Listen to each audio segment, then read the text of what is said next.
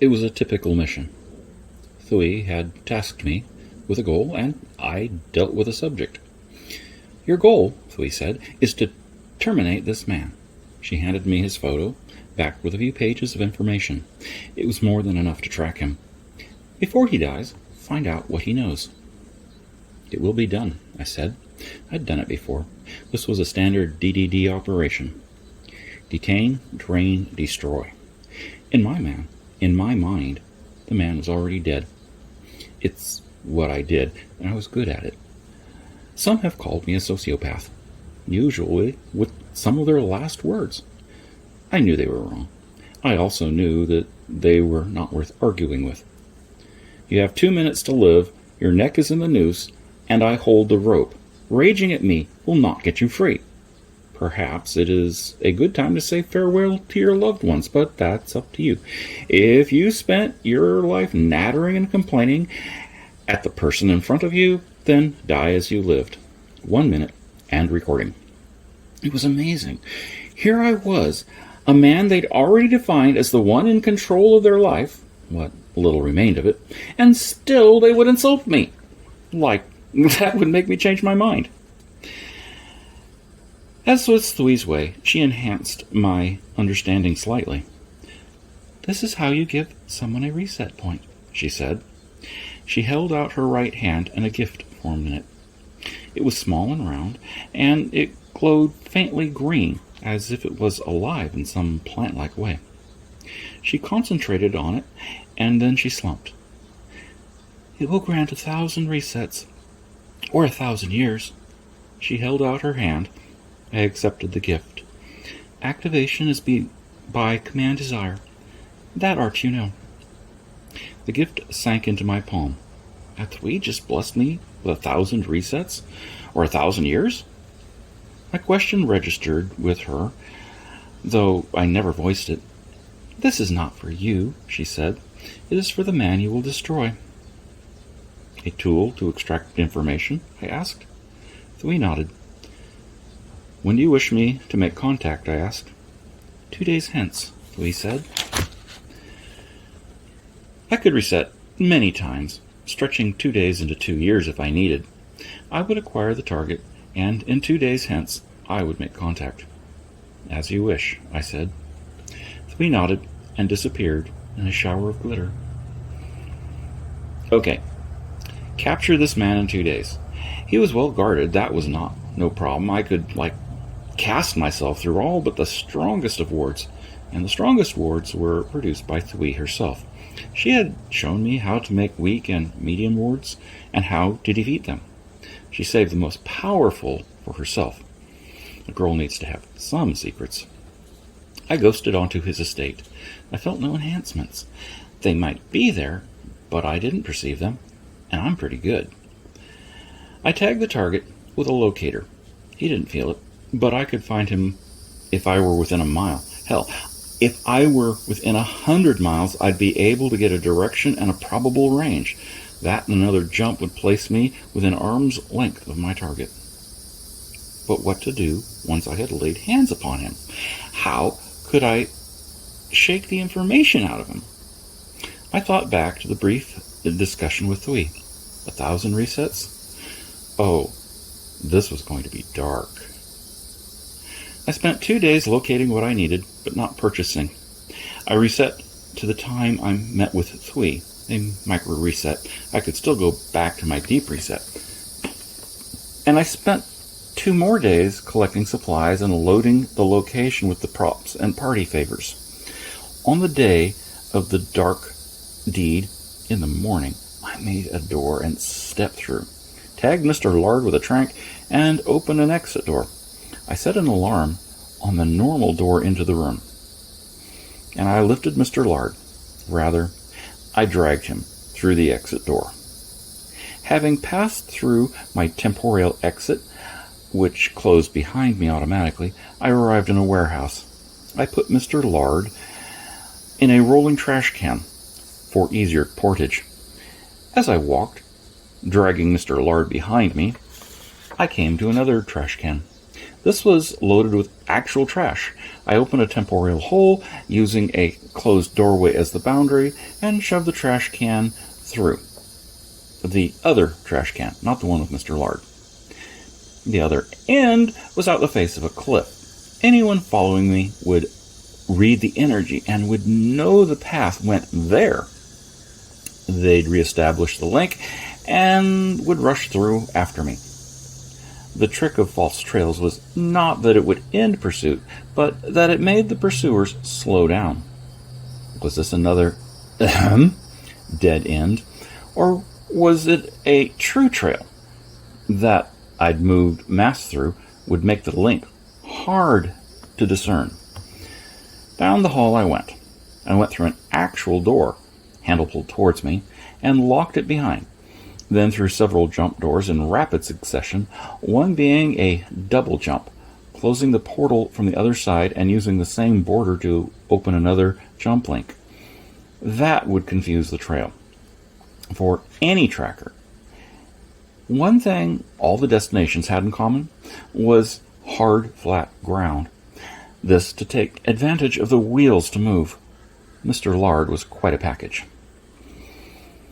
Finally, I got to my destination.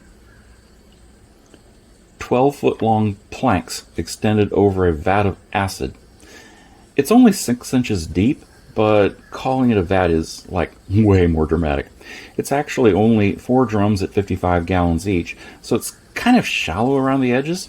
I'm not going to tell Mr. Lard that. Besides, it slopes towards the middle, and as he thrashes, it will focus him to the deeper point. I attach safety ropes and drag Mr. Lard to the middle when he is unconscious and his body is balanced on one plank. I remove his safety line and get myself to safety. I take away the second plank and haul him up his rope.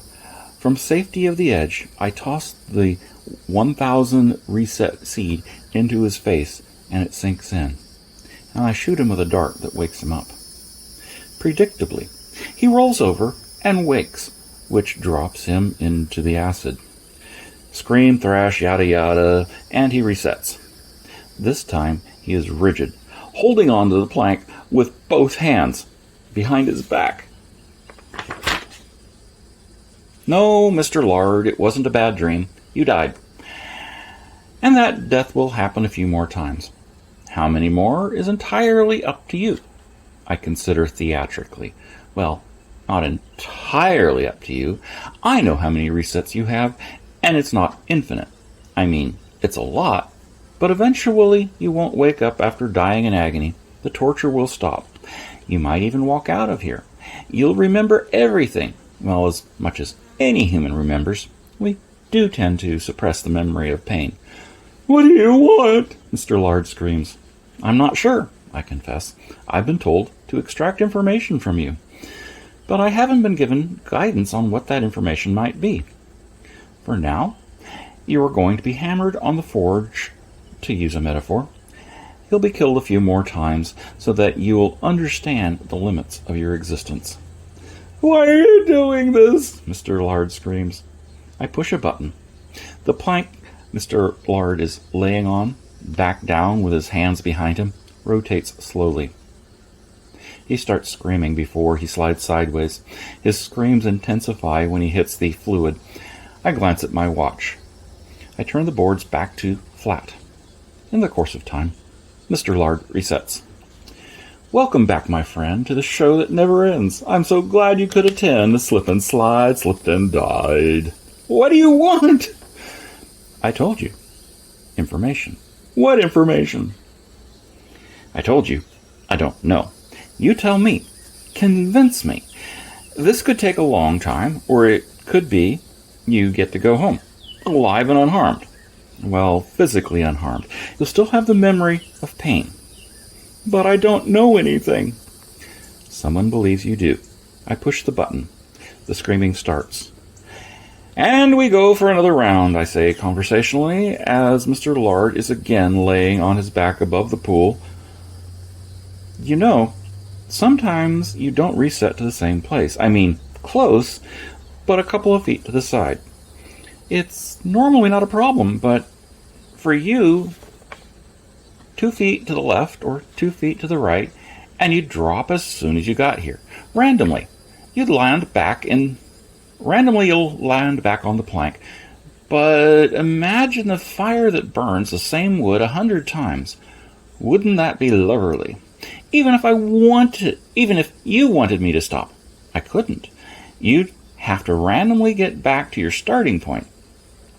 I could indeed lighten Mr. Lard and float him like a balloon, but that would give him too much hope at this point. To break the pattern, I pause. Convince me, Mr. Lard. Give me something to take to my boss. He hooks his legs around the plank. I'm sure his legs are strong. I'm also sure he won't hold on for long. Not ready to talk yet? Fair enough. The plank turns. He does a good job of holding on, better than I had expected. He's only got a grip with one leg, but he holds his other leg over that and manages nearly 18 extra seconds before falling. Screaming. Thrashing. Resetting. Nicely done, I compliment him. You figured out that one all on your own. You can tuck your toes under the board and do a sit-up. You'll be more comfortable that way. With a bit of practice, you'll be able to stand and walk the plank. Rather, you'll be able to pace the plank. You cannot get out without earning my help. And do you know what you can do to earn my help? By betraying my friends. He manages to sit up. I don't know, Mr. Lard. Maybe. Or it could be funding that someone wants back. Or weapons information. Or blackmail info. Or passcodes. I truly don't know. I mean, it must be valuable. My services are not cheap. I assure you, when I find the right lever, your brain will open like a cap popping off a beer bottle. Speaking of which, I lift a bottle of beer and pop the cap. Foamy and refreshing. Oh, where are my manners? I start the plank rotating. Let me give you a twist off. Mr. Lard manages to curse me while holding on to the plank. You're getting good at this, I tell him when he resets. How long do you think you can keep this up? Days? Weeks? Months? Who knows? But don't make me fetch your daughter. You may go back to life, scream in your sleep, and be fairly normal. She'd be a nutcase for the rest of her life.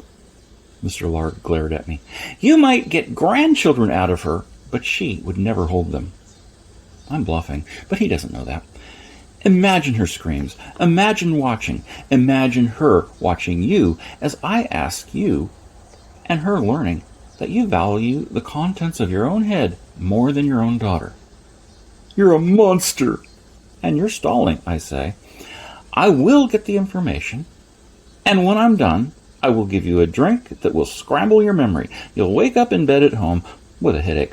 No time will have passed. I can muck about with time more easily than I bring you back to life. They'll kill me and my family, he says. Then give me someone to blame, I say. When you wake up, you could go through a lie detector test. You'll be as innocent as a little baby goatee. Or you can insult me and I'll just flip you off. Whatever they're paying, I'll double it.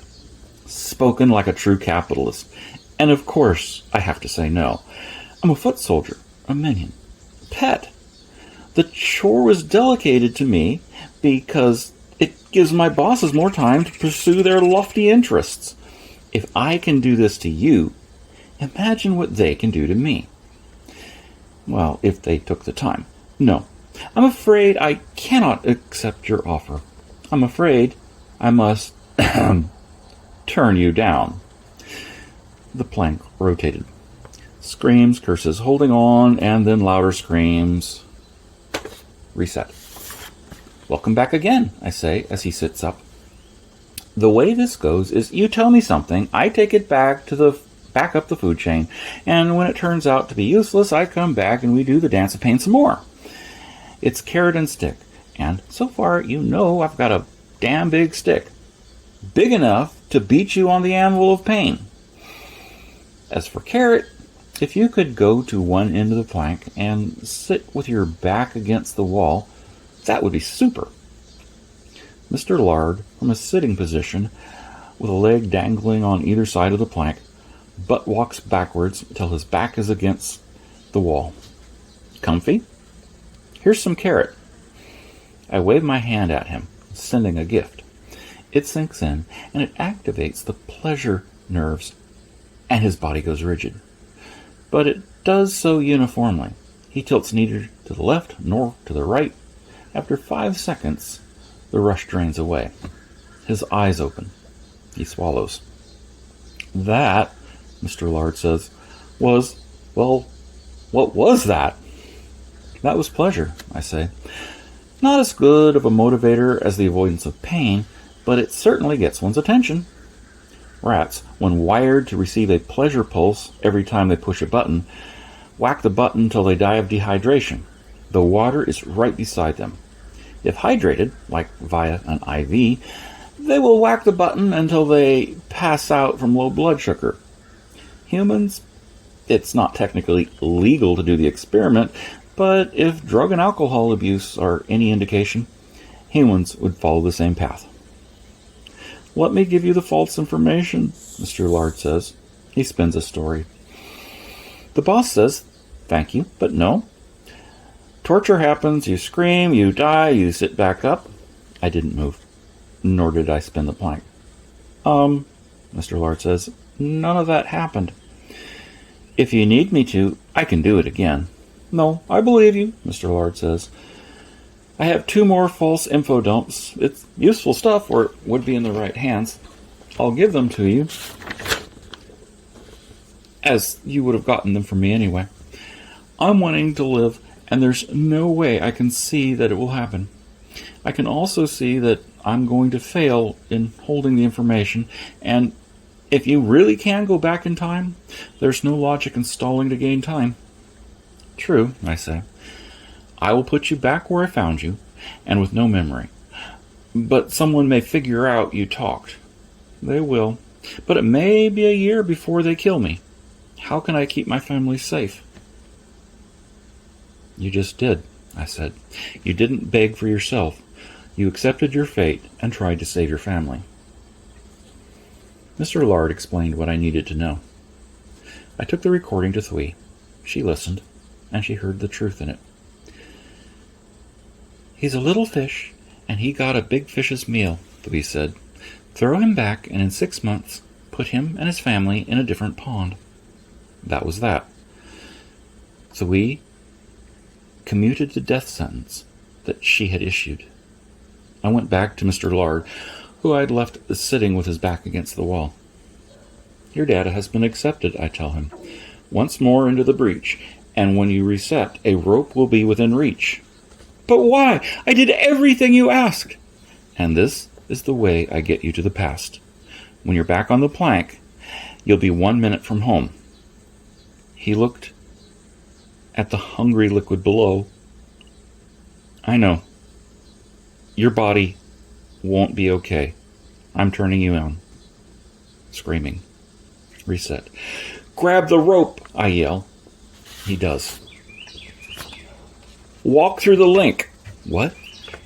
The shiny circle at the end of the plank, I explain as the passageway appears. When you get through, make no noise and get in bed. Using the rope to steady himself, he walks forward. Mr. Lard puts his hand on the wall, and it passes through with no resistance. Tempus fugit, I yell. He steps through. I close his door and open one of my own. I pick up my bag of tricks and step through my own door. Mr. Lard is just getting into bed when I arrive. No wonder you rejected my offer of doubling what you were paid, he mutters. With a skill like that, you could own the contents of all the banks in the world. Nah, I say. They're all protected against this sort of nonsense. I open my bag and pull out a bottle of what looks like water. This is 10 hours of memory loss. You'll forget you ever saw me. You'll forget sleeping, too. You'll be tired in the morning, which you'll attribute to alcohol. Drink you all of it, and be tired in the morning. My safety and yours and your family's depends upon you not remembering. He drank it. Not a trusting soul, but he knew I was still in control. Good night, sweet prince. I extend lines of mental energy from my fingertips and pull Thue's gift out of his head. What was that? Mr. Lard exclaims, the sleep catching up to him. About 950 resets, I say. Realization dawns. You mean you could have dropped me an acid 950 more times? Oh, way more than that, I say casually, but I've had to refill the tank. Go to sleep. I'll be back when you need me. I open a portal and leave. Strange. He had no protection. Probably that's why Thue had me pick him up.